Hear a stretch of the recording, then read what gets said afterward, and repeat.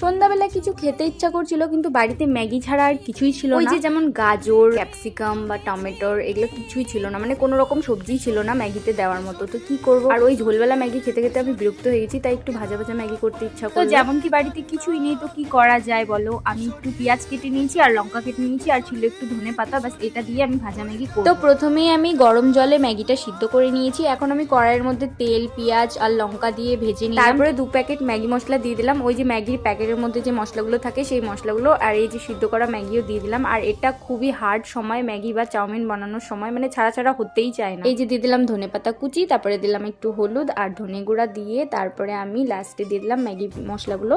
আর আমি লবণ দিতে ভুলে গেছিলাম, পরে দিচ্ছি। ভিডিও করতে করতে রান্না করলে তো এমন ভুলভাল হতেই পারে, তাই না? আর এদিকে মা দিদার সাথে ফোনে কথা বলছে, আর দিদি ফোন নেওয়ার ওয়েট করছে। যাই হোক, ওর কষ্টটা আমি বুঝতে পারছি। আর হ্যাঁ, ম্যাগিটা খেতে বেশ ভালো হয়েছিল, বাস একটু সবজির কমি ছিল। তো আজকে ব্লগটা এখানেই শেষ করছি, টাটা।